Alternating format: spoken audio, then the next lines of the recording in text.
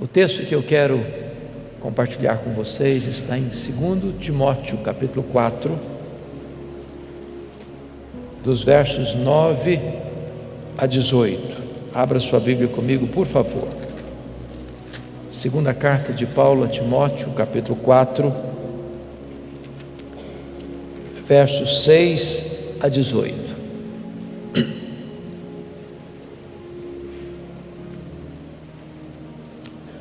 Todos vocês devem saber que esta carta foi a última carta que o apóstolo Paulo escreveu.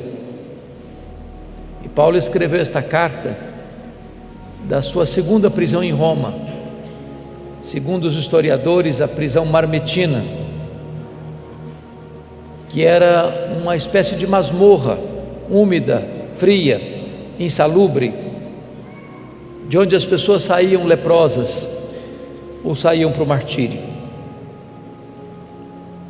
Paulo escreve essa carta já sentenciado de morte, depois de ter recebido pena capital, e antes do seu martírio, ele escreve essa carta a Timóteo, num tempo de muita turbulência, quando a igreja cristã estava sendo massacrada, quando os crentes estavam sendo crucificados e queimados vivos, quando irmãos em Cristo estavam debandando de forma geral, abandonando o apóstolo Paulo, e até mesmo seu filho Timóteo estava com vergonha dele. Paulo escreve aqui suas últimas palavras antes de morrer, e portanto essas palavras se revestem de tanta importância para você e para mim.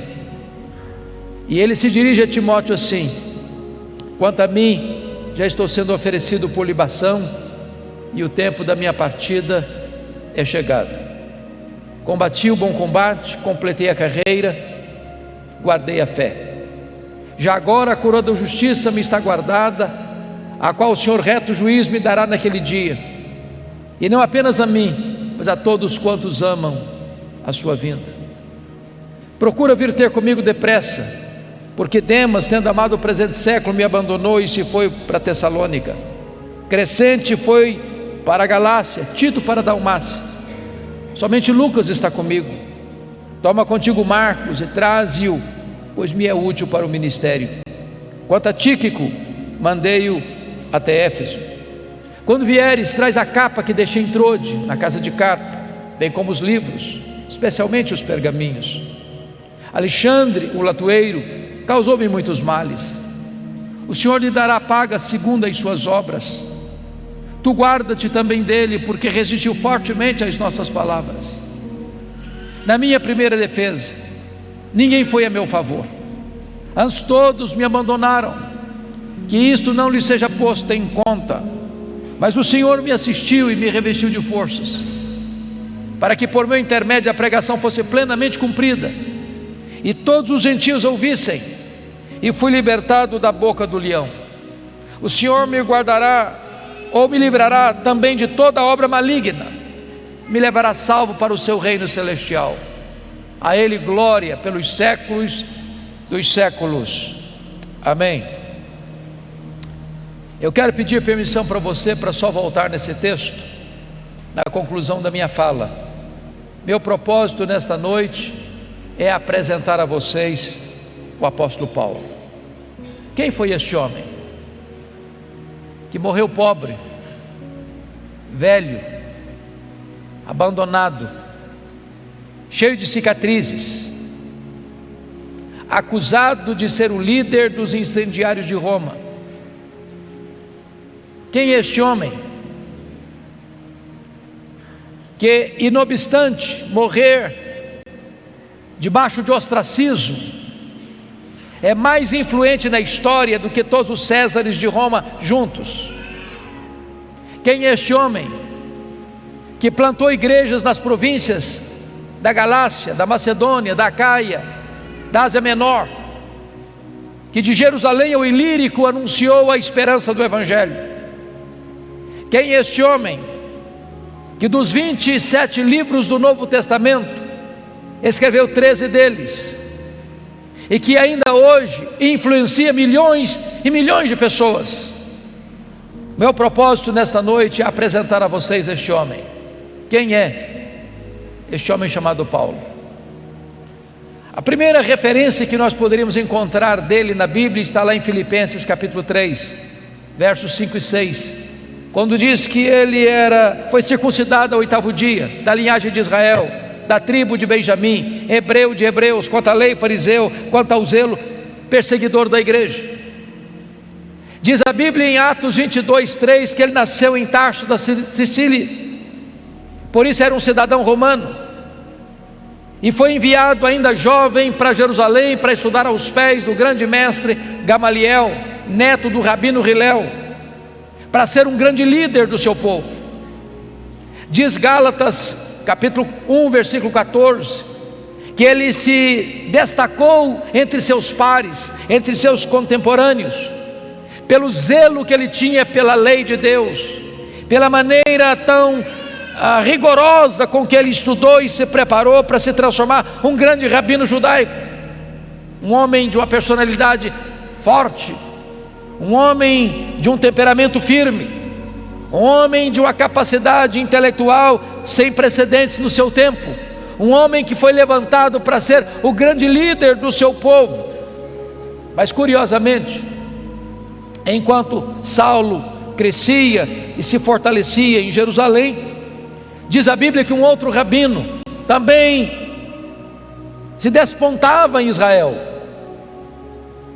não na decantada Jerusalém, território dos grandes luminários do saber teológico, mas na pequena, na desprezada Nazaré da Galileia, não perlustrando os bancos de uma universidade, mas com as mãos calejadas, trabalhando na faina de uma carpintaria. Diz a Bíblia que este rabino da Galileia, aos 30 anos de idade, deixa Nazaré, vai ao Jordão e é batizado por João Batista e dá início ao seu ministério. A Bíblia diz que ele ensinava não como os escribas e fariseus, mas como quem tinha autoridade. Os cegos viam, os coxos andavam, os mudos falavam, os surdos ouviam, os leprosos eram purificados, os mortos ressuscitavam, a glória de Deus nele se manifestava. Isso provoca o ciúme e a inveja dos fariseus, dos escribas, dos saduceus, dos religiosos de Jerusalém. Caçam-no, perseguem-no, prendem-no, crucificam-no, sepultam-no para alívio do sinédrio judaico. Mas no terceiro dia, após seu sepultamento, no primeiro dia da semana, uma notícia explode como uma bomba no arraial do sinédrio: o túmulo do Rabi da Galileia foi aberto, e aberto de dentro para fora. Ele ressuscitou, ele venceu a morte, ele triunfou sobre a morte, ele matou a morte com a sua morte ao ressuscitar gloriosamente da sepultura. É nesse momento, irmãos, que se levanta Saulo de Tarso como braço de ferro do sinédrio judaico para perseguir com fúria insana o cristianismo que nascia. E a Bíblia nos informa que este homem recebe 2 epítetos, 2 adjetivos no livro de Atos. Primeiro, ele era uma fera selvagem. Você pode constatar isso olhando Atos 9:1. Está escrito que ele respirava ameaças e morte contra os discípulos do Senhor. Essa expressão na língua grega é a mesma para uma fera selvagem que salta sobre a sua presa para devorá-la. Ele era uma fera selvagem. Se não, vejamos, a Bíblia diz em Atos 8:3 que ele assolava a igreja, entrando nas casas, arrastando homens e mulheres para encerrá-los no cárcere. Ele não respeitava domicílio doméstico, ele assolava a igreja, ele invadia domicílios, ele prendia homens e mulheres. Mas diz Gálatas capítulo 1, versículo 13, que ele devastava a igreja de Deus, como uma tempestade, como um vendaval que vinha sobre a igreja com fúria, com ódio. com rigor, assassino. Mas diz Atos capítulo 9, verso 21, que ele não apenas assolava e devastava, ele exterminava aqueles que professavam o nome de Jesus na cidade de Jerusalém. E você bem sabe que exterminar não é prender, exterminar não é bater, exterminar é matar. Saulo era um assassino, Saulo era uma fera selvagem, Saulo era um homem truculento e cruel. Se não, vejamos, diz Atos capítulo 22, versículo 4, que ele perseguiu o caminho até a morte. Em outras palavras, ele não perseguia apenas os crentes, ele perseguia a religião dos crentes, ele perseguia o caminho. Mas diz Atos 26, versículo 9, que ele entendia que devia fazer muitas coisas contra o nome de Jesus. Em outras palavras, ele perseguia os crentes, ele perseguia a religião dos crentes, ele perseguia o Deus dos crentes, ele perseguia Jesus. Mas Atos 26:10 diz que ele encerrou muitos dos santos em prisões, e contra esses muitos santos dava o seu voto quando os matavam. Em outras palavras, ele não era apenas um assassino, ele era um serial killer, ele era um assassino em série. Ele mandou matar muita gente em Jerusalém. Mas Atos 26:11 diz que por todas as sinagogas ele castigava os crentes, forçando-os a blasfemar, e até por cidades vizinhas e estranhas ele perseguia os cristãos. Em outras palavras, ele não perseguia apenas fisicamente, ele perseguia também psicologicamente. Ele entrava numa sinagoga e dizia para os crentes assim: ou você nega Jesus ou eu te prendo, ou você nega Jesus ou eu te bato, ou você nega Jesus ou eu te mato. Ele era uma fera selvagem. Mas o Novo Testamento nos apresenta um segundo quadro deste homem. Ele era também um touro indomável. Esta figura está em Atos 26:14, quando o próprio Senhor Jesus aparece para ele no caminho de Damasco e diz: Saulo, Saulo, por que me persegues? Dura coisa te é recalcitrares contra os aguilhões. Eu fui criado na roça, como talvez alguns de vocês, e eu vi muito boi sendo amansado para o trabalho doméstico. E o principal instrumento para amansar um touro bravo é o aguilhão. Às vezes nós imaginamos que o Espírito Santo só começou a trabalhar em Saulo lá no caminho de Damasco. Isso não é verdade. Toda vez que Saulo entrava numa casa, arrastava homens e mulheres e os jogava na cadeia. Toda vez que Saulo entrava na sinagoga, prendia os crentes e batia nos crentes, forçando-os a blasfemar. Toda vez que Saulo dava o seu voto para matar um crente, dizendo o seguinte: ou você nega Jesus, ou eu te prendo, ou eu te bato, ou eu te mato. E aquele crente, em vez de negar a Jesus, preferia morrer pelo nome de Jesus, e o seu sangue era vertido. Era o Espírito Santo picando a consciência deste touro bravo. Mas esse touro bravo não quer ser amansado. Até o dia que esse touro bravo, respirando ameaças e morte, vai para Damasco com o propósito de entrar na cidade e arrastar homens e mulheres para jogá-los na prisão. E de repente o domador de touro bravos brada desde os céus e o joga no chão e grita das alturas: Saulo, Saulo, por que me persegues? Dura coisa te é recalcitrares contra os aguilhões. O touro bravo está caído, o touro bravo está vencido. O maior perseguidor do cristianismo está convertido. Muda aqui radicalmente a sua história. Vira-se a página da sua história, porque aquele homem que era um sanguinário, que era um assassino, que era uma fera selvagem, que era um touro indomável, agora está completamente transformado quando ele conclama e chama Jesus de Senhor. Jesus agora é o Senhor da sua vida. Diz a Bíblia que abre agora um novo capítulo na sua história, a sua preparação para o ministério. E ele é levado dali cego para a rua direita, na casa de Judas, onde ele fica 3 dias orando e jejuando, enquanto o Senhor se dirige a Ananias em Damasco, um discípulo, e diz assim: Ananias, vai à rua direita, na casa de Judas, e impõe as mãos sobre Saulo, para que ele fique curado. E diz Atos 9:13 que Ananias disse para o Senhor assim: mas Senhor, eu tenho ouvido de tanta gente quantos males tem feito este homem aos teus santos em Jerusalém? Mas Deus diz: vai, porque ele é para mim um vaso escolhido.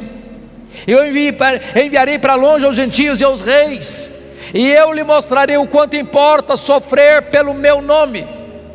Diz a Bíblia que Ananias vai e impõe as mãos sobre Saulo, as escamas caem dos seus olhos, ele volta a ver. Diz a Bíblia que o Espírito Santo entra nele, ele fica cheio do Espírito Santo. Diz a Bíblia que ele foi batizado. E nesse momento eu convido você para abrir sua Bíblia em Atos 9:20, por favor. Logo depois que Saulo foi curado, logo depois que Saulo foi revestido com o Espírito Santo, logo depois que Saulo foi batizado, diz Atos 9:20, que a partir daí, em seguida, logo a seguir, ele começa a pregar nas sinagogas, afirmando que este Jesus é o Filho de Deus. Mas olha comigo Atos 9:22. Saulo mais e mais se fortalecia, confundindo os judeus, demonstrando que este é o Cristo, o Messias. Eu pergunto a vocês: tem alguma diferença entre o que ele fez no verso 20 para o que ele fez no verso 22? Prestem atenção. No verso 20 ele afirma que Jesus é o Filho de Deus, mas no verso 22 ele demonstra que Jesus é o Messias, é o Cristo. Demonstrar é provar uma tese detalhada, meticulosa e exaustivamente. Há uma profunda diferença entre a declaração do verso 20, onde ele declara que Jesus é o Filho de Deus, e o que ele faz no verso 22, onde ele prova detalhadamente que este Jesus, Filho de Deus, de fato é o Messias, é o Cristo. A grande pergunta é: quanto tempo durou entre o que ele fez no verso 20 e o que ele fez no verso 22? Atos não responde essa pergunta, mas a resposta está em Gálatas capítulo 1, versos 15 a 18. Diz que logo que ele foi convertido a Cristo, ele não sobe para Jerusalém, onde estavam os apóstolos, ele não consulta carne e sangue, ele vai para a região da Arábia, onde fica 3 anos. E diz então Gálatas 1,18 que depois de 3 anos na Arábia, ele retorna outra vez para Damasco. A grande pergunta: o que é que Saulo ficou fazendo na Arábia 3 anos? E a resposta é: um discipulado intensivo com Jesus. Se Jesus investiu 3 anos nos apóstolos em Jerusalém, agora Jesus em Israel, Jesus agora investe 3 anos em Saulo na Arábia. A teologia que Paulo aprendeu, ele não aprendeu como aprendeu as doutrinas do judaísmo aos pés de um mestre humano, ele aprende por revelação direta do Senhor Jesus Cristo. O Senhor revelou-se a ele e nele. Nesses 3 anos na Arábia, certamente ele releu o Antigo Testamento, e ele começa então a perceber e a constatar que aquele Jesus que ele perseguira, de fato era o Messias. Convencido, portanto, desta verdade, depois de 3 anos, diz Gálatas 1,18, que ele retorna outra vez para Damasco, e é nesse retorno para Damasco que se encaixa Atos 9:22. Saulo mais e mais se fortalecia, confundindo os judeus, demonstrando que Jesus é o Cristo. O que é que acontece com ele? Os judeus querem matá-lo, ele precisa fugir, de forma humilhante, dentro de um cesto, muralha abaixo, de noite. Para onde ele vai agora? Agora ele vai para Jerusalém.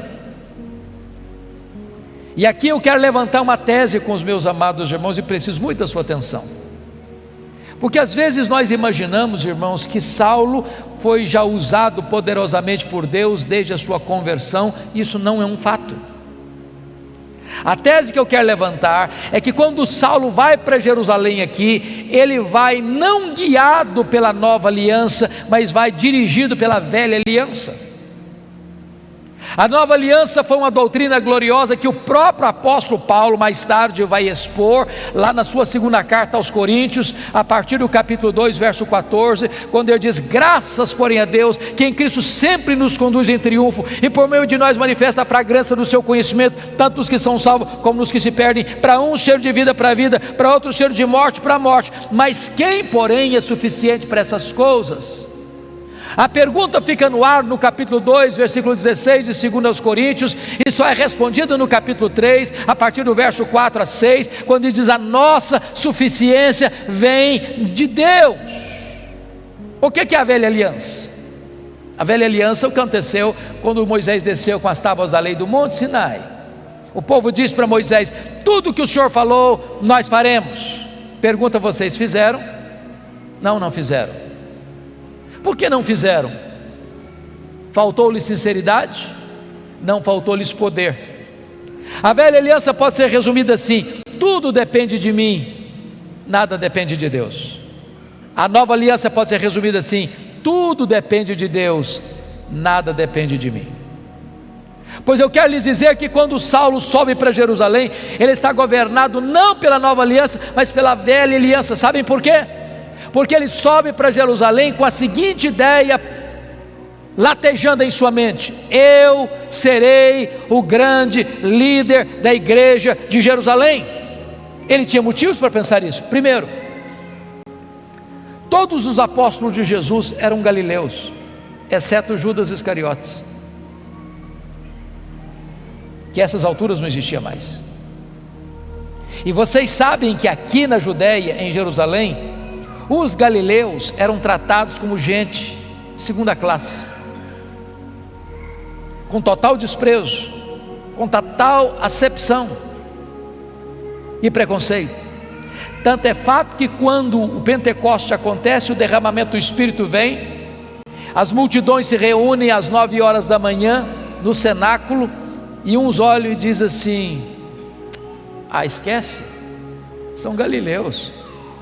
Outros disseram o seguinte: estão bêbados. Saulo pensou assim: esses galileus aqui em Jerusalém não vão conseguir nada. Segunda razão: os apóstolos do Senhor Jesus eram homens iletrados, e Jerusalém era a capital intelectual da teologia. Lá estavam os escribas, lá estavam os doutores da lei, lá estavam os fariseus, lá estavam os saduceus, lá estava o sinédrio, lá estava a fortaleza teológica de Israel. E Saulo pensou: esses homens, além de galileus, são iletrados, não vão conseguir nada aqui. Ainda mais, Saulo era um homem intelectual. Saulo tinha livre trânsito nos corredores do poder eclesiástico. Saulo conhecia Jerusalém, Saulo fora criado em Jerusalém, Saulo perseguiu a igreja de Deus em Jerusalém, e ele sobe com a seguinte ideia: eu tenho o melhor currículo, eu tenho o melhor preparo, eu tenho a melhor postura para ser o líder da igreja de Jerusalém, e com essas ideias ele sobe. Sabe o que acontece? Confira comigo Atos 9, 26. Quando ele chega na igreja de Jerusalém, todos, não alguns, todos os discípulos não acreditaram na conversão dele, achavam que ele estava sabotando a fé, achavam que ele estava blefando, e bateram a porta da igreja na cara dele. Para quem queria ser líder, nem recebido foi. Deus golpeia aqui o orgulho dele. Agora olha comigo Atos 9, 27. Diz a Bíblia que Barnabé o apanha, Barnabé o apresenta aos apóstolos, os apóstolos recebem Saulo, e agora então ele tem livre trânsito na igreja, ele entra e sai, discute com os helenistas, e diz a Bíblia que os helenistas resolvem matá-lo. O que acontece? Os membros da igreja, os discípulos se reúnem e dizem assim para Saulo: Saulo, você não pode ser o nosso pastor não, você tem que ir embora da nossa igreja. Agora preste atenção, irmãos, não é fácil para um pastor estar convencido que deve ficar na igreja, quando os membros da igreja estão convencidos que ele deve sair da igreja. Não é fácil. Sabe o que aconteceu com ele? Ele não foi embora. Ele não foi embora. Mas se você olhar Atos 26, 17, não foram apenas os crentes que mandaram ele embora não, o próprio Deus apareceu para ele numa visão em Jerusalém e diz assim: vai embora de Jerusalém, que eles não vão te ouvir. Meus irmãos, ser mandado embora pelos líderes da igreja é uma coisa, ser mandado embora pelos membros da igreja é outra coisa, mas ser mandado embora da igreja pelo próprio Deus, parece que não resta opção. Mas sabe qual a decisão dele? Ele não foi embora. Aliás, confira aí comigo Atos 22, 18 e 19, que ele discute com Deus. Ele arrasou com Deus: mas Senhor, Eu persegui a igreja aqui. Quando se matou Estevão, tua testemunha estava presente, consentia nisso, até guardei as vestes daqueles que o apedrejaram. Sabe o que ele está dizendo para Deus? Oh Deus, o Senhor pensa melhor, o Senhor pensa direito, o Senhor não pode cometer esse erro estratégico. Eu sou o cara, eu sou o homem, eu tenho o melhor currículo, eu tenho o melhor perfil, eu tenho o melhor preparo. Se o Senhor me tirar daqui, essa aqui não vai para frente, eu sou indispensável. Sabe o que aconteceu? Deus não mudou, foi Saulo quem tem que mudar e mudar. Deus diz, vai! Sabe o que aconteceu com ele? Ele não foi. Volte a ler comigo agora Atos 9:30 e você perceberá isso. Os discípulos pegaram Saulo e o levaram até Cesareia. Preste atenção que ele não foi, ele foi levado. Ele não saiu, saíram com ele. Ele saiu de Jerusalém como Ló saiu de Sodoma, a reboque. E mandaram-no depois para onde? Para Tarso. Onde era Tarso? O lugar que ele nasceu. Sabe o que Deus está dizendo para esse cara que você acha insubstituível? Meu filho, se você pensa que eu preciso de você, você está muito enganado. É você quem precisa de mim. Você quer saber de uma coisa? Arruma as malas e volta para casa. Arruma as malas e volta para casa. Entenda isso, amado irmão. Deus não precisa de você, é você quem precisa de Deus. Você não é insubstituível. Sabe o que aconteceu com ele? Para quem queria ser o líder, ele fica lá em Tarso mais de 10 anos, no molho, no anonimato, longe dos holofotes, longe das luzes da ribalta. Sabe por quê, irmãos? Porque primeiro Deus estava trabalhando nele, para depois Deus trabalhar através dele. Deus está mais interessado em quem você é do que no que você faz. Você primeiro precisa entender que tudo depende de Deus, nada depende de você. Mas o pior não tinha acontecido não. O pior está em Atos 9:31, confira aí comigo. No dia que Saulo arrumou as malas e foi embora da igreja de Jerusalém, diz a Bíblia que a igreja passou a crescer e passou a ter paz. Você quer uma coisa pior do que isso para um pastor? No dia que o pastor vai embora da igreja, todos os problemas da igreja se resolvem. A igreja explode em crescimento. Tudo depende de Deus, nada depende de nós. Muitos anos depois, acontece um avivamento em Antioquia da Síria, terceira maior cidade do mundo. A igreja de Jerusalém manda para lá Barnabé, e diz Atos 11:25 que Barnabé, ao chegar lá, corre para Tarso, lembra-se de Saulo, pega Saulo, leva para Antioquia, e lá eles ensinam uma multidão de discípulos. Então Atos 13:1-3 diz que quando a igreja estava reunida em oração e jejum, o Espírito Santo apareceu e disse assim: separai-me agora a Barnabé e a Saulo para a obra que os tenho chamado. Agora preste atenção a quem o Espírito Santo mandou separar. Não foi Saulo e Barnabé, foi Barnabé e Saulo. Você já foi reserva alguma vez? Já ficou na sombra de alguém alguma vez? Ele não era o líder, ele era o liderado. Deus ainda estava trabalhando nele, para depois Deus trabalhar através dele. Então eles saíram para a obra missionária. O jovem João Marcos, primo de Barnabé, os acompanha como auxiliar dos dois missionários. Eles chegam em Pafos, e diz a Bíblia que ali em Pafos o procônsul Sérgio Paulo está interessado no evangelho, mas o seu mágico particular Elimas tenta impedir o procônsul de ouvir o evangelho. E diz a Bíblia que Saulo, cheio do Espírito Santo, se dirige ao mágico assim: ó filho do diabo, até quando perverterás os retos caminhos de Deus? Pois ficarás cego. O mágico fica cego, os olhos espirituais do procônsul são abertos e ele é convertido a Cristo. E diz a Bíblia que a partir dali Saulo deixa de usar o seu nome judaico Saulo para usar o seu nome romano Paulo, e a partir dali ele se transforma no maior líder do cristianismo. Sabem por quê? Porque agora ele tinha entendido a verdade: tudo depende de Deus, nada depende de mim.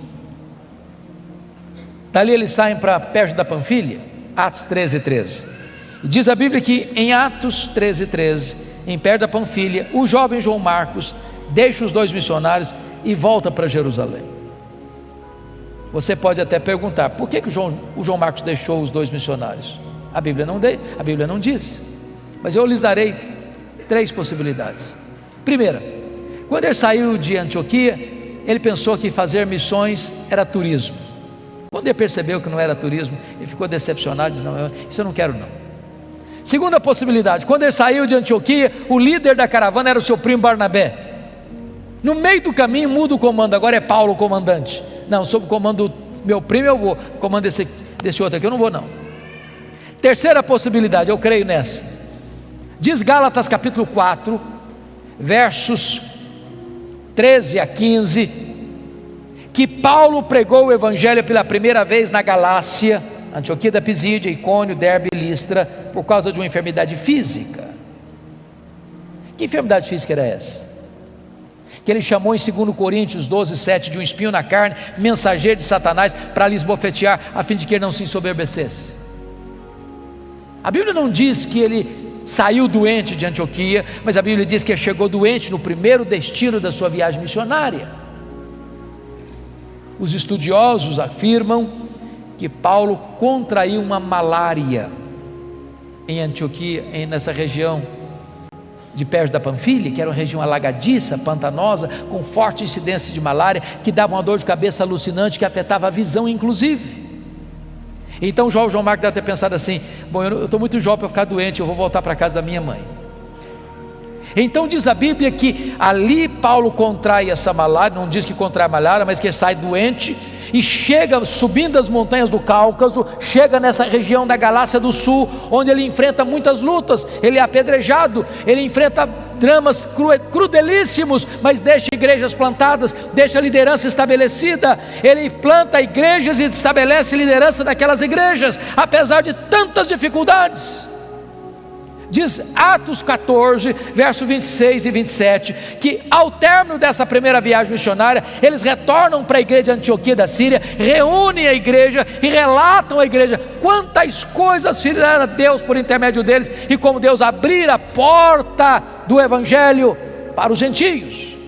Aqui uma nota de rodapé, meus irmãos: há espaço para testemunhos na igreja, mas não há espaço para projeção humana na igreja.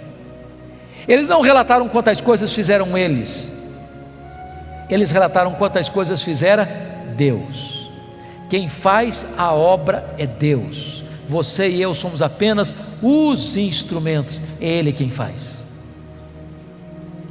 Mas preste atenção uma coisa, irmãos: não há crescimento de igreja sem perseguição, sem oposição, sem que o inferno se agite. Notem comigo o capítulo 15, versículo 1, que logo que os membros da seita dos fariseus em Jerusalém escutam que os gentios estão sendo convertidos e recebidos na igreja, sem passar pelo rito da circuncisão, eles descem e dizem assim para os crentes novatos: se vocês não se circuncidarem, se vocês não guardarem a lei de Moisés, vocês não poderão ser salvos. Mas isso não é evangelho. E se acrescentar algo mais à obra perfeita de Cristo? E se dizer que o sacrifício de Cristo na cruz não foi suficiente? E se afirmar que só a fé em Cristo não é suficiente? Isso é uma deturpação do evangelho verdadeiro.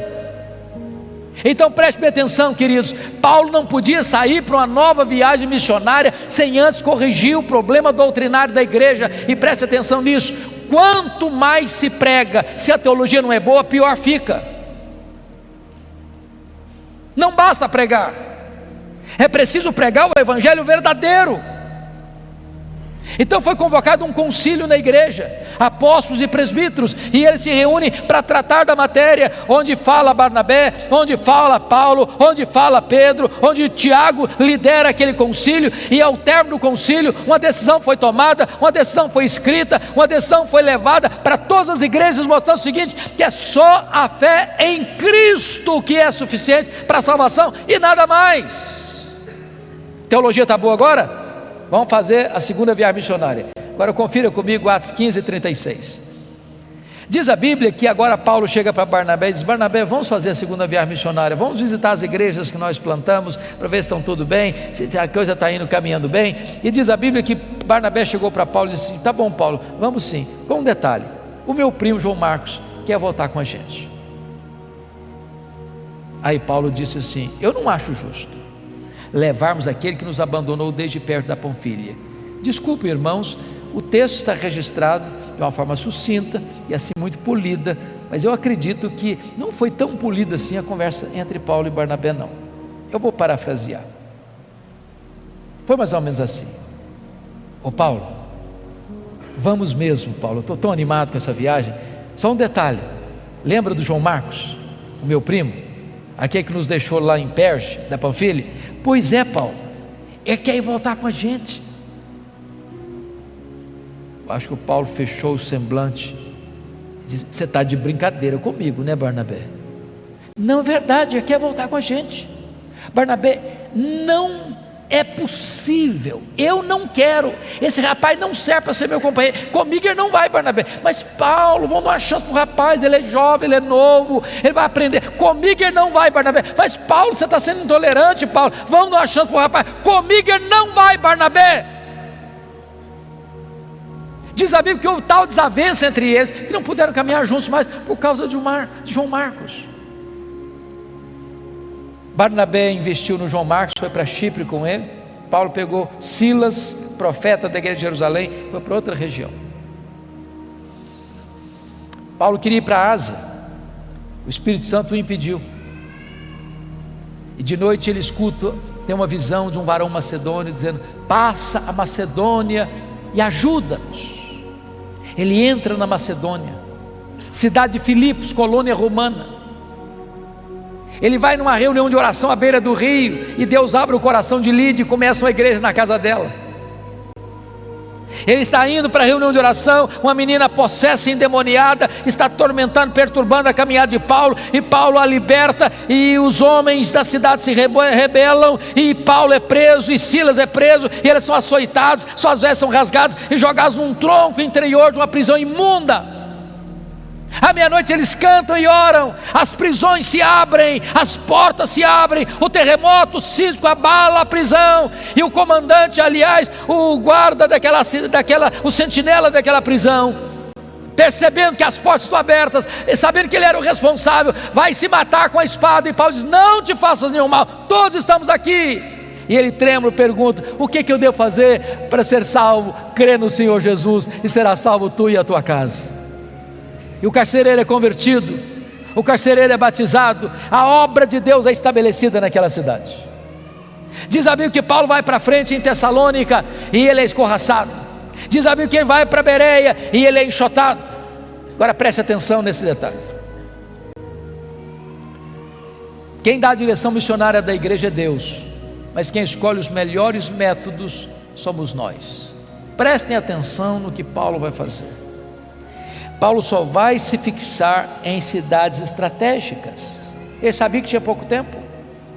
Filipos é colônia romana, Tessalônica era a capital da Macedônia, Bereia era a importante cidade da Macedônia, Atenas era a capital intelectual do mundo, Corinto era a capital da província da Caia, Éfeso era a capital da província da Ásia Menor. O que Paulo está nos ensinando, irmãos?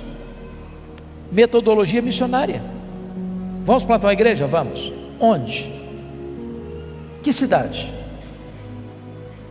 Vamos comprar um terreno? Vamos alugar um salão?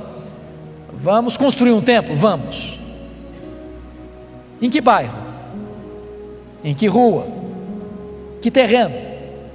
Porque às vezes nós escolhemos o lugar mais difícil, mais escondido, de mais difícil acesso, e ficamos lá patinando 20 anos. Se nós tivéssemos estratégias, igrejas estratégicas influenciam toda a sua micro-região. Mas mesmo que você tenha a direção de Deus e estratégia certa, você não tem vida fácil, porque Paulo é açoitado em Filipos, é escorraçado em Tessalônica, é enxotado de Bereia, é chamado de tagarela em Atenas e é chamado de impostor em Corinto. Ele já tinha escrito a primeira carta aos Gálatas lá em Antioquia da Síria, e agora quando ele chega em Corinto, ele escreve as suas duas cartas aos Tessalonicenses. Ele vai para a terceira viagem missionária em Éfeso, e vocês sabem que Éfeso, capital da Ásia Menor, era uma cidade de mais de 300 mil habitantes, era um centro de culto pagão da época, porque o grande templo da deusa Diana estava lá, uma das 7 maravilhas do mundo antigo. E Paulo chega nessa cidade idólatra, Paulo chega nessa cidade cheia de feitiçaria, e diz a Bíblia que em 3 anos que ele fica ali, ele desarticula a idolatria, ele desarticula a feitiçaria, a palavra de Deus prevalece na cidade, igrejas são plantadas em toda a província, como Esmirna, Pérgamo, Tiatira, Sardes, Filadélfia, Laodiceia, Colossos e Herápolis. Amados irmãos, eu não posso entender um fato desse, com toda a tecnologia que você e eu temos hoje, de rádio, de televisão, de Bíblia impressa, de folheto, de zap e de tudo mais. Chega numa cidade de 300 mil habitantes, 3 anos, se você não tomar muito cuidado, nem o seu bairro sabe que você está ali. Paulo chega numa cidade 3 anos, sem nada disso, e a cidade é impactada, a cidade é transformada, igrejas são plantadas. E agora diz a Bíblia que ali de Éfeso ele escreve as suas 2 cartas à igreja de Corinto, está saindo da igreja, indo para Jerusalém, levar uma oferta para os pobres da Judéia. Isso porque ele assumiu um compromisso em Gálatas 2:10 de ir para os gentios, mas não se esquecer dos pobres. Isso porque Atos 18:2 diz que no tempo de Cláudio uma grande fome invadiu o mundo, e muitos judeus foram expulsos, aliás os judeus foram expulsos de Roma e voltaram para a Judéia sem casa, sem propriedades para trabalhar. E Paulo levanta uma oferta e vai levando essa oferta. Quando ele chega para embarcar em Mileto, ele diz para os presbíteros de Éfeso assim: o Espírito Santo me assegura que o que eu vou enfrentar pela frente são cadeias e tribulações, mas em nada eu considero a vida preciosa para mim mesmo, conquanto que eu complete a minha carreira e o ministério que eu recebi do Senhor Jesus, para testemunhar o evangelho da graça de Deus. Quando ele chega e desembarca em Cesareia Marítima, Ágabo prende com o cinto e diz: você vai ser preso em Jerusalém, é isso que vai acontecer com você lá. Os discípulos tentam demover, ele diz: eu estou pronto não só a ser preso, eu estou pronto a morrer por Jesus em Jerusalém. Ele chega e é preso mesmo. Os judeus resolvem matá-lo. 40 judeus entram em conspiração de anátema: nós não vamos comer, nós não vamos beber enquanto não matar Paulo. A notícia chega ao comandante, ele é transferido naquela noite para Cesareia Marítima, onde fica 2 anos sendo acusado pelos judeus. Diante da fraqueza do governador Festo, pronto a entregá-lo ao Sinédrio, e o Sinédrio pronto a matá-lo no caminho, Paulo, percebendo a jogada, diz: eu sou cidadão romano e eu quero ser julgado diante de César. E o governador diz: para César você quer ir? Para César você irá.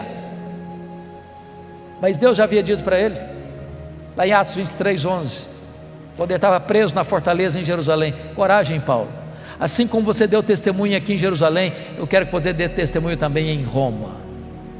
Ora, irmãos, Deus o queria em Roma, e quando ele escreveu sua carta aos romanos, indo para Jerusalém, na Macedônia, ele disse que queria ir para Roma, e de Roma ser enviado à Espanha. O que você espera? Se Deus o quer em Roma, e se ele quer ir para Roma, você espera que a viagem fosse tranquila. Diz Atos 27 que quando ele está para embarcar, ele diz para o comandante assim: não é prudente viajar não, está chegando o inverno, não se navega com segurança no inverno. Mas o comandante não escutou Paulo não, e diz a Bíblia que aquela viagem se torna turbulenta, uma tempestade terrível, o navio se arrebenta todo, o trigo que carregavam teve que ser jogado no mar, e um anjo aparece para Paulo no navio e diz: coragem, Paulo, ninguém vai morrer, tem 276 pessoas nesse navio, todo esse time vai estar entregue nas suas mãos, eu por amor a você vou poupar essa gente, mas vocês vão ter que dar numa ilha. Quando o dia amanheceu, eles avistaram a ilha de Malta, e diz a Bíblia, quando desembarcaram, tinha uma fogueira para aquecê-los, e diz a Escritura que a única pessoa que tentou então manter a fogueira acesa foi o apóstolo Paulo, foi catar graveto e jogar naquela fogueira, e quando ele joga um punhado de graveto na fogueira, uma víbora brota do fogo e prende na mão do Paulo. Quando a cobra prende na mão do Paulo, os malteses gritaram: é um assassino, tenta se livrar do mar, a justiça não deixa viver, vai cair, vai inchar, vai morrer. Não caiu, não inchou, não morreu, mudar de opinião, é um Deus. Não, agora não é nem um assassino, nem um Deus, é o servo do Deus vivo. Não foi a tempestade que levou Saulo, ou melhor Paulo, para ele de Malta, foi a mão da providência divina. Porque tinha o pai do prefeito doente, Paulo orou por ele, foi curado. os demais enfermos vieram e eles foram curados. E Paulo passa ali os 3 meses do inverno e recebe toda a ajuda para ir para Roma com todas as suas necessidades supridas. E então diz a Bíblia que ele chega em Roma, não como sonhara chegar, mas chega preso, chega algemado. E ele escreve a sua carta aos Filipenses assim: meus irmãos, eu quero que vocês saibam que as coisas que me aconteceram têm antes contribuído para o progresso do Evangelho. Você poderia até perguntar: mas Paulo, o que aconteceu com você que contribuiu para o progresso do Evangelho? Ele faria um resumão para nós assim: olha, eu fui perseguido em Damasco, eu fui rejeitado em Jerusalém, eu fui esquecido em Tarso, eu fui apedrejado em Listra, eu fui açoitado em Filipos, eu fui escorraçado de Tessalônica, eu fui enxotado de Bereia, eu fui chamado de tagarela em Atenas, eu fui chamado de impostor em Corinto, eu enfrentei feras em Éfeso, eu fui preso em Jerusalém, eu fui acusado em Cesareia, eu enfrentei um naufrágio para Roma, eu fui picado por uma cobra em Malta, eu cheguei em Roma preso e algemado. Mas eu quero que vocês saibam que as coisas que me aconteceram têm antes contribuído para o progresso do Evangelho. Esse homem não crê em acaso, esse homem não crê em sorte, esse homem não crê em azar, esse homem não crê em determinismo cego, esse homem não crê em olho gordo, esse homem não crê em misticismo, esse homem sabe que a mão de Deus dirige o seu destino. Porque ele está preso em Roma, 3 coisas ele testemunha que aconteceram. Primeiro, a igreja foi mais encorajada a pregar. Olha que coisa interessante. Quando a igreja de Roma viu que Paulo preso estava trabalhando mais que eles, se mexeram. Ray Stedman, de saudosa memória, tem um método, segundo ele, que é um dos mais eficazes de crescimento de igreja. Eu pessoalmente não gosto tanto. Ele diz o seguinte: você quer ver a igreja crescer? Bote os pastores na cadeia e a igreja crescerá. Segundo, porque Paulo estava preso, diz ele, todos os membros da guarda pretoriana tomaram conhecimento das minhas cadeias em Cristo. Sabe o que significa isso, irmãos? Ele ficou 2 anos, 61 e 62 depois de Cristo, preso em Roma, na primeira prisão. Ele era um cidadão romano, tinha um soldado algemado com ele todo dia, em 3 turnos por dia. A guarda pretoriana era a guarda de elite do imperador, era a guarda de escola, eram os soldados da mais alta patente do império, eram 16 mil soldados da mais alta patente, gente que trafegava nos corredores do poder, todo dia tinha alguém algemado com ele. E o que Paulo fazia com eles? Evangelho neles, evangelho neles, evangelho neles. Depois de 2 anos, toda a guarda pretoriana estava evangelizada. Se Paulo não estivesse nessa prisão, ele jamais alcançaria a elite de Roma. Deus o colocou lá e ele entendeu isso. Eu não sou prisioneiro de César, não, eu sou prisioneiro de Cristo, eu sou embaixador em cadeias. Não é o lugar que faz você, é você que faz a circunstância. Porque ele estava preso, diz ele, não podia visitar as igrejas. O que ele fez? Começou a escrever cartas. Que cartas? Efésios, Filipenses, Colossenses, Filemon, as cartas da primeira prisão. Se Paulo estivesse solto, talvez nós não teríamos essas joias na nossa Bíblia. Dessa primeira prisão ele pediu para sair, ele orou para sair e saiu, mas não saiu para se aposentar, não saiu para deitar numa cadeira de balanço, saiu para fazer a 4ª viagem missionária. Deixou Tito em Creta, deixou Timóteo em Éfeso, muito provavelmente foi à Espanha, como relata a maioria dos historiadores. Passou por Nicópolis, escreveu mais 2 cartas, 1 Timóteo e Tito. Mas agora, irmãos, uma tragédia acontece no mundo. 17 de julho do ano 64, Nero põe fogo em Roma. Assiste o espetáculo do alto da Torre de Mecenas. 7 noites, 6 dias de incêndio. 17 de julho a 24 de julho, a maior cidade do mundo, mais de 1 milhão de habitantes, devorada pelas chamas. 70% da cidade destruída. Dos 14 bairros, 10 bairros destruídos. Quando o incêndio termina, constata-se que os 4 bairros restantes, densamente povoados por judeus e cristãos, dão a Nero um álibi para botar a culpa do incêndio de Roma nos crentes. Começa um massacre. Faltou cruz para fazer madeira, tamanha quantidade de crentes crucificados. Os crentes serão queimados vivos para iluminar as noites de Roma. Um massacre, uma chacina, uma coisa indescritível. Nesse momento Paulo é caçado como o maior líder do cristianismo, e ele é preso, talvez em Trode, na casa de Carpo. Não deu para pegar seus livros, nem seus pergaminhos, nem mesmo a sua capa pessoal. E agora ele é jogado na masmorra mamertina, um buraco escuro, úmido, frio, insalubre. E é desta masmorra é que ele escreve a sua última carta, a carta segundo Timóteo. E agora eu convido você para abrir o texto lá onde nós começamos, para nós encerrarmos esta palavra. Preste bem atenção, que Paulo está preso agora não é como um apóstolo, como da primeira prisão. O que está por trás dessa prisão não é mais os judeus, mas a máquina do Império Romano. Confira comigo aí capítulo 2, versículo 9. Ele está preso agora como um malfeitor, como um bandido. Pense você em Paulo, o grande apóstolo, circulando por todas as mídias da época, de boca em boca, de ouvido em ouvido, de esquina em esquina, de rua em rua, de avenida em avenida, de cidade em cidade, de aldeia em aldeia. Lembram do Paulo? Aquele Paulo, o pregador, o plantador de igrejas, o teólogo da igreja, o missionário maior da igreja? Pois ele é um bandido, ele é o líder dos incendiários. Sabe o que aconteceu? Confira aí capítulo 1, versículo 15. Todos os da Ásia o abandonaram, todos. Ninguém quer ficar perto dele, ninguém se é amigo dele. Os crentes que foram recebidos por ele, filhos da fé dele, não querem mais saber dele. Todo mundo está com medo de se aproximar dele. Agora olha o capítulo 1, versículo 8. O próprio filho da fé, o mais íntimo cooperador do apóstolo Paulo, chamado Timóteo, está com vergonha de Paulo. Paulo diz: meu filho, não te envergonhes das minhas cadeias. Sabe o que aconteceu? Olha comigo capítulo 4, versículo 16.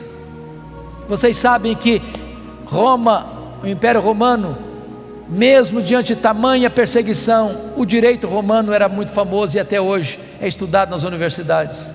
Toda pessoa tinha direito de defesa, pois ele teve esse direito. Ele vai para a primeira audiência. Na minha primeira defesa, diz capítulo 4, 16, ninguém foi a meu favor. Pense comigo nessa cena. Paulo deve ter ido para lá assim pensando: vai ter muito crente lá para me defender, para dizer que eu não sou um bandido, para dizer que eu sou homem de Deus, para dizer que eu sou um apóstolo, para dizer que eu sou um pregador do evangelho, para dizer que eu sou comprometido com outra causa, a causa do bem, a causa do amor, a causa da salvação. Vamos dizer que eu não sou esse homem de quem estão acusando aí. Quando ele chega lá, não tem ninguém para defendê-lo. Sabe o que aconteceu? Ele é condenado não à prisão perpétua, é condenado à pena de morte. Pena de morte. É dessa forma que ele escreve essa carta. O que ele tem para repartir conosco? Primeiro ele vai fazer uma avaliação da vida. Olha aí a avaliação do passado. Versículo 7, combati o bom combate, completei a carreira, guardei a fé. Todos os verbos estão no passado. Está dizendo o seguinte: a vida não foi amenidades não. Eu não larguei a obra no meio do caminho não. Eu não prostituí meu ministério não. Eu guardei a fé. Ele faz uma avaliação agora do seu presente no verso 6. Quanto a mim, já estou sendo oferecido por libação, e o tempo da minha partida é chegado. Sabe o que ele está dizendo? Ele está dizendo o seguinte: não é Roma que vai me matar não, eu que vou me entregar. Eu não vou me entregar para Roma não, eu vou me entregar como libação ao Senhor. E eu não vou morrer também não, eu vou partir, porque essa palavra partida aí é um eufemismo para a morte. Essa palavra no grego tem 3 significados. Primeiro, é aliviar alguém de um peso. Sabe o que é morrer para um crente? É descansar da sua fadiga. Segundo, é desatar um bote e atravessar para o outro lado do rio. Sabe o que é morrer para um crente? É fazer a última viagem rumo à pátria celestial. Sabe o que significa a palavra partida? Significa o seguinte: é que você agora, nessa palavra, significa levantar acampamento, afrouxar as estacas de uma barraca provisória e ir para sua casa permanente. Sabe o que é morrer para um crente? É mudar de endereço, é ir para a casa do Pai. Paulo não está com medo de morrer, porque sabe em quem tem crido e sabe para onde está indo. Agora faz uma avaliação do seu futuro no versículo 8. E ele diz o seguinte: já estou indo receber a coroa da justiça, a qual o Senhor reto juiz me dará naquele dia, e não apenas a mim, mas a todos quantos amam a sua vida. Sabe o que ele está dizendo, irmãos? Não importa se Nero me considera um bandido, o que importa para mim é que eu vou comparecer perante o reto juiz, e o reto juiz já guardou para mim a coroa da justiça. Eu não estou indo para o cadafalso, não, eu estou indo receber a coroa da justiça, eu estou indo para a glória celestial. Mas esse homem não é um super-homem. Ele abre o coração no final da vida e compartilha conosco a sua dor. O primeiro drama que esse homem enfrenta, confira comigo aí, versículo 9, é o drama da solidão. Procura vir ter comigo depressa. Olha o verso 21. Venha, meu filho, mas venha antes do inverno. Oh, amados irmãos, gente precisa de Deus, mas gente precisa de gente.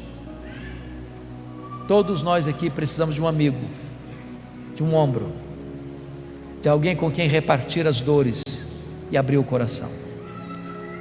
Eu não sei quantos de vocês notaram, o ano passado foi um ano muito doloroso, muito triste para a igreja evangélica. Muitos pastores evangélicos tiraram a sua vida, cometeram suicídio o ano passado. Às vezes você lida com multidão e vive no universo da solidão.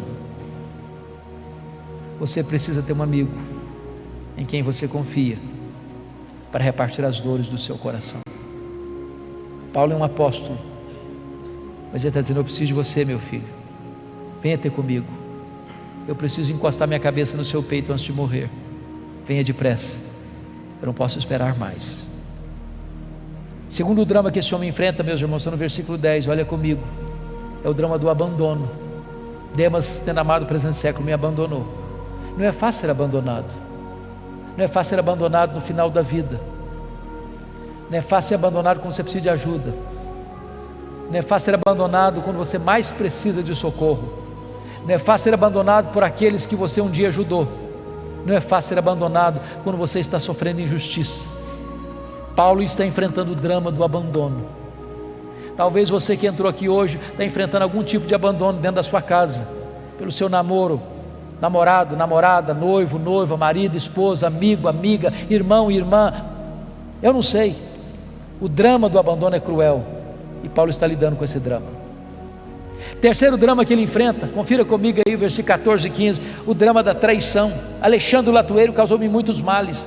Diz os historiadores que foi esse indivíduo que delatou o apóstolo Paulo, culminando na sua segunda prisão e no seu consequente martírio. É gente que puxa o seu tapete, é gente que apunhala você pelas costas, é gente que torce para você cair, é gente que celebra quando você chora, é gente que chora quando você está feliz.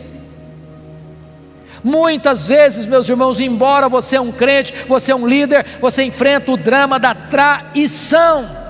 Sabe o que Paulo diz? Não tente vingar-se, não tente dar o troco, não tente revidar, não tente guardar mágoa no seu coração. Você não sabe lidar com isso, entregue essa causa nas mãos de Deus. O Senhor lhe dará paga, eu não. Meu papel é perdoar, meu papel é pagar o mal com o bem. Entregue essa causa nas mãos de Deus. Quarto drama que ele está enfrentando, versículo 13, confira comigo, o drama das privações. Ele está enfrentando três privações. Primeiro, privação emocional, gente precisa de gente. Privação mental, ele está precisando de ler. Paulo me impressiona muito, porque sabe que vai morrer, está querendo estudar mais. Tem gente que passa a vida inteira e não estuda nada. É hora de você parar para pensar se você é uma pessoa que lê. Porque quem não lê não enxerga. Quem não lê vai ser comandado. Quem não lê não discerne. Quem não lê não entende. Paulo sabe que vai morrer, mas quer estudar um pouco mais. Não quer abrir mão da palavra de Deus. Ele quer se alimentar da palavra de Deus. Ele quer enriquecer a sua alma, mesmo no final da sua própria vida. Mas ele enfrenta ainda, irmãos, o drama das privações físicas. O inverno está chegando, não tem uma capa para usar. Você sabe que gente velha sente mais frio que gente nova. Lá em Roma, no inverno, faz mais frio numa masmorra do que fora dela, e a temperatura baixa a 0 grau, até mais do que isso. Ele está dizendo o seguinte: meu filho, se você não vier logo, eu vou morrer de frio antes de ser degolado. Traz a minha capa quando você vier. Sabe o que me impressiona com isso? O maior pastor, o maior teólogo, o maior missionário, o maior plantador de igrejas da história do cristianismo não tem uma capa surrada para usar no inverno. E você? Tem casa, tem cama, tem roupa, tem comida, tem conforto, e às vezes você está murmurando. Está murmurando.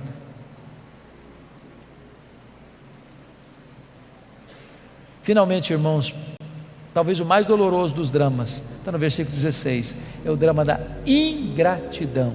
Na minha primeira defesa, ninguém foi a meu favor. Você precisa cuidar do seu coração, sabe por quê? Se você tiver expectativa nos homens, você pode se frustrar. Você investe, você semeia, você abençoa, você trabalha, e quando você precisa de ajuda, às vezes essa ajuda não chega. Essa mão estendida não se abre para você.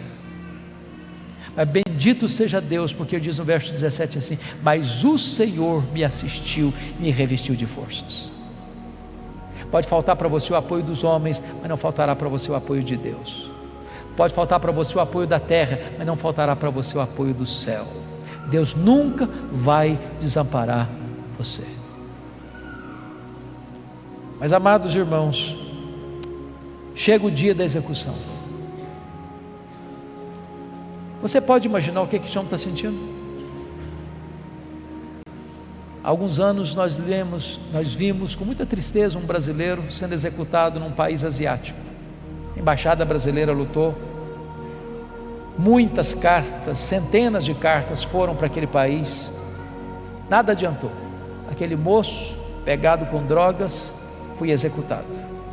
Não é fácil. Chega o dia, no corredor da morte. Agora imagine esse homem carcereiro indo lá na masmorra de Marmetina, escura, úmida, insalubre, um buraco de pedra, escorrendo água. O inverno está chegando, é muito úmido.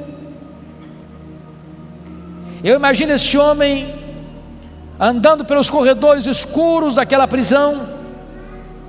Eu imagino aquele homem abrindo aquela pesada porta de ferro dessa masmorra.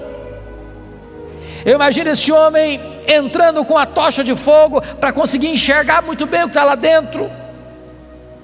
E ele grita então: prisioneiro Paulo, prisioneiro Paulo, prisioneiro Paulo.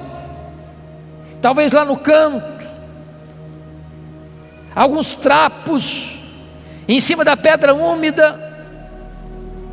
Aquele velho cheio de cicatrizes se levanta e diz: sou eu estou aqui. Ele é acorrentado, ele é retirado dessa masmorra úmida, ele é levado ao cadafalso, ao local do patíbulo e da execução. E eu imagino esse homem perguntando para ele assim: você quer dizer algumas palavras antes de morrer? Pensando que ele havia de dizer da mágoa, da dor, do ressentimento, da revolta, da tristeza, da decepção. E o velho apóstolo responde: sim, eu quero dizer algumas palavras antes de morrer. E naquele momento ele ergue os olhos aos céus e diz a ele: ao Senhor Jesus, glória pelos séculos dos séculos, amém. Botou a cabeça no cepo da forquilha, a espada de Roma tosou-lhe a cabeça, corpo para um lado, cabeça para o outro, tombou na terra como um mártir, mas foi recebido no céu como um príncipe. Este homem, irmãos, que diz para você e para mim: sede meus imitadores, como eu sou imitador de Cristo. Que Deus nos ajude nesse tempo em que o Evangelho está tão desfigurado, onde os pregadores estão sendo tão comercializados por interesses humanos. Que Deus reavive no nosso coração a paixão pelo ministério. Que Deus nos dê um senso profundo do que significa a obra de Deus, e que você e eu sejamos homens segundo o coração de Deus, mulheres segundo o coração de Deus, cheio do Espírito Santo, entendendo que se vivemos para o Senhor, vivemos, mas se morremos para o Senhor, morremos. Quer pois vivamos, quer pois morramos, nós somos do Senhor. Eu quero orar com vocês, quero colocar a sua vida diante de Deus, quero desafiar você a viver uma vida digna do Evangelho. Eu queria que você ficasse em pé onde você está, e eu quero colocar a sua vida diante do trono da graça.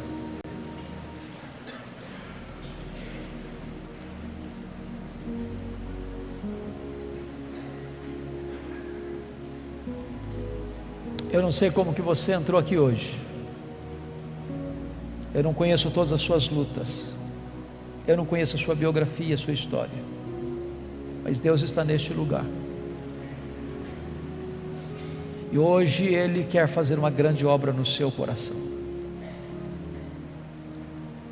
Assim como Ele pegou Saulo e o transformou, assim como Ele usou ao redor do mundo, Ele pode fazer uma grande obra também no seu coração.